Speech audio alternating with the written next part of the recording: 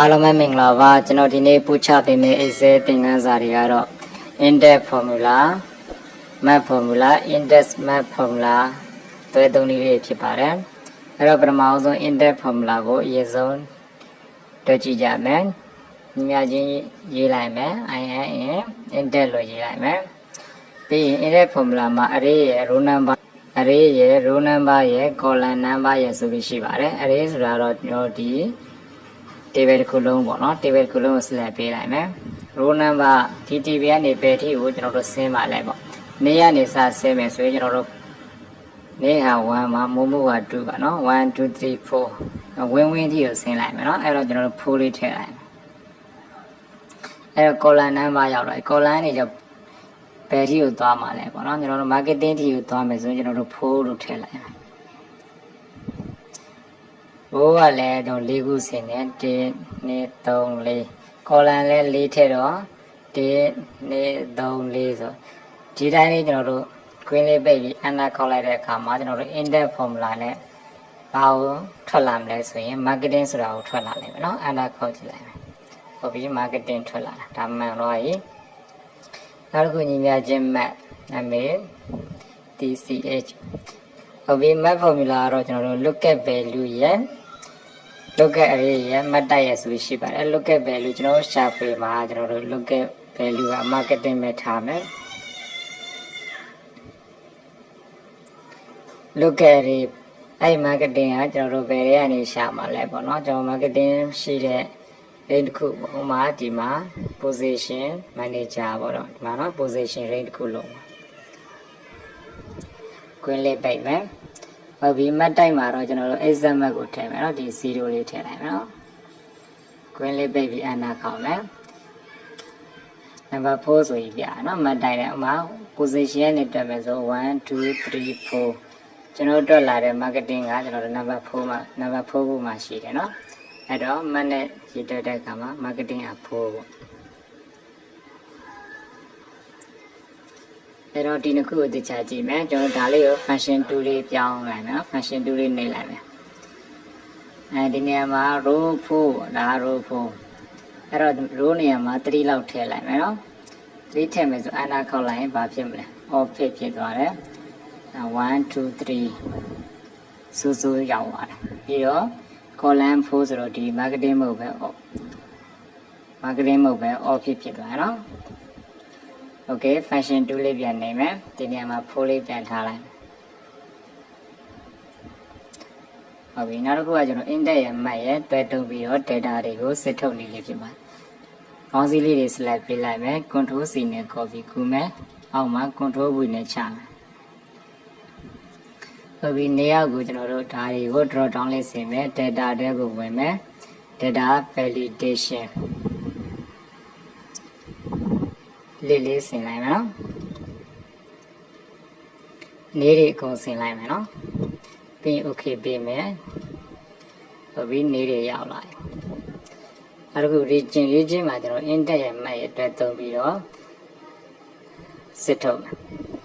အဲ့တော့ index ရေးမယ် index မှာ array ဆိုပြီးပြတယ် array ဆိုရင်ဒီ data တွေအကုန်တစ်ခုလုံးမှာ table တစ်ခုလုံးဒီနေရာမှာကျွန်တော်တို့ဒီ data တွေကိုဂိမ်းတွေပြုလုပ်မယ်ရွှေလေးရမသွားဘူးပေါ့နော် function 4လေးကိုနှိပ်မယ်ဒေါ်လာ sign လေးရှိတော့ဒီလိုပုံစံလေးပေါ့ပြီး max ပြီးတက်ကလေးနှိပ်မယ် look at value ကျွန်တော်ရှာဖွေမှာဒီနေရာကဝင်ရဲ့ data တွေအဲ့တော့ကျွန်တော်တို့ပုံမှာဒီနေရာမှာလဲ function 4လေးကိုနှိပ်မယ် G column ကိုကျွန်တော်တို့က lock ခတ်မယ်ပေါ့နော် row ကိုရော lock မခတ်ဘူးအဲ့တော့ G ကိုပဲ lock ခတ်မယ်function 4လေးနှိပ်လိုက်မယ်ဒါဆိုရင်ဒေါ်လာ sign လေးတွေဟိုဘက်ဒီဘက်ပြတဲ့အခါမှာ column row လောက်ခတ်တဲ့ပုံစံဖြစ်နေတယ်အဲ့တော့ကျွန်တော်တို့က G ရှိမှာပဲထားမယ်နော် function 4ပဲဆက်နေမယ်ဒီပုံစံမရသေးဘူးနောက်တစ်ချက်ဆက်နေမယ်ဟောဒီပုံစံလေးပေါ့ဒါဆိုရင် G column လောက်ခတ်သွားပြီ row တွေကိုတော့လောက်မခတ်ဘူးပေါ့နော်ဟုတ်ပြီပြီးတော့ကျွန်တော်တို့ look at array ဆိုတာရောက်လာပြီ look at array ကကျွန်တော်တို့ကဝင်ရှာတာဝင်ရဘယ်ထဲမှာလဲဒီname နဲ့ပါပေါ့နော်အဲ့တော့ name နဲ့တစ်ခုလုံးကို select ပေးဒီနေရာမှာလဲကျွန်တော် log ခံမယ် function 4ဒီတိုင်းလေးပေါ့ပြီးရင်ကျွန်တော် comma လေးလာမယ် ဟုတ်ပြီမှတ်တက်ရောက်တဲ့အခါမှာကျွန်တော်တို့0လေးထည့်မယ်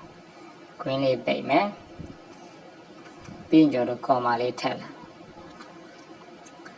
column number ပေါ့ column number ကကျွန်တော်တို့ name ရယ် region ရယ်ဆိုရင်ဒီမှာ name region ပေါ့နော် column ရင်းနဲ့ကြည့်ရင်နံပါတ်2လေးထည့်လိုက်မယ် green လေးပိတ်မယ်အန္တာခောက်လိုက်မယ် formula လက်တိုင်းလေးပါနော်အန္တာခောက်လိုက်တော့အဲ့တော့ဝင်ဟာ region တွေနဲ့ကြည့်ရင် NPT ပေါ့နော်နေပြီးတော့ပေါ့ဒီမှာဝင်ဒီတိုင်းဖြစ်အဲ့တော့ salary တွေ marketing တွေကိုလည်းကျွန်တော်တို့က formula တွေကိုရေးမထည့်တော့နည်းနည်းလေးပဲပြောင်းမယ်နော်ဒီကနေ copy ကူးချလိုက်အဲ့တော့ NPT တွေပဲဖြစ်မယ်နော်ဒါလေးကို function 2လေးနေလိုက်မယ်ဒီ column နေရာမှာ salary ဆို3ပေါ့နော်3လေးထည့်လိုက်မယ်1 2 3ပေါ့ column နဲ့အဲ့တော့ enter ခေါက်လိုက်မယ်သူရဲ့လစာပြောင်းလာပြီသူရဲ့နေရာကိုလည်းကျွန်တော် function 2လေးနေပြီးချိန်မယ်နော်ဒီနေရာမှာကျွန်တော်4လေးထည့်လိုက်နေငါ1မှာ region က2 salary က3ပါ position 4ပါနော် column နဲ့ချင်းအဲ့အောင်4ထည့်လိုက်တာပြီး enter ခေါက်လိုက်မယ်အဲဆိုရင်မှန်သွားပြီနော်ဝင် NPT နဲ့သေးရှိတောင် marketing နဲ့ဝင်ကိုရွေးလိုက်ရင်တော့ဒါမှန်သွားအဲကြောင့်ကျွန်တော်မိုးရွေးကြည့်တော်တောင်းလေးနဲ့မိုး YGN 5သိန်း manager ပေါ့မိုး YGN 5သိန်း manager ဒါ index ရမှတ်တွေ့ပြီးတော့ကျွန်တော်တို့ data တွေကိုကိုလိုချင်လို့စစ်ထုတ်တာကြော်ကြည့်မယ်ကြော်ကရန်ကုန်က2သိန်းစေးပေါ့ကြော် YGN 2သိန်းစေး okay เนาะဒါ index ကတော့ကျွန်တော်တို့ column တွေ row တွေကိုကိုလိုချင်လို့စစ်ထုတ်တာမှတ်ကတော့ကျွန်တော်တို့ပဲစစ်ထုတ်လိုက်တဲ့ဟာဘယ်နှခုမြောက်မလဲဆိုတာကိုပြပေးတာအင်းတဲ့ရမှရဲ့တဲတုံတဲ့အခါမှာဘာနဲ့သွားဆင်လဲဆိုကျွန်တော်တို့ VLOOKUP နဲ့သွားဆင်တယ်ဟုတ်ပြီနော် VLOOKUP လိုပဲသူကပို့စစ်ထုတ်လို့ရတယ်ဝင်ဆိုရင်လည်း NPT နဲ့သိရှိတောင် marketing ဟုတ်ပြီနော် okay ဒါအင်းတဲ့ရမှရဲ့တဲတုံတာပါ okay အားလုံးအဆင်ပြေပါစေ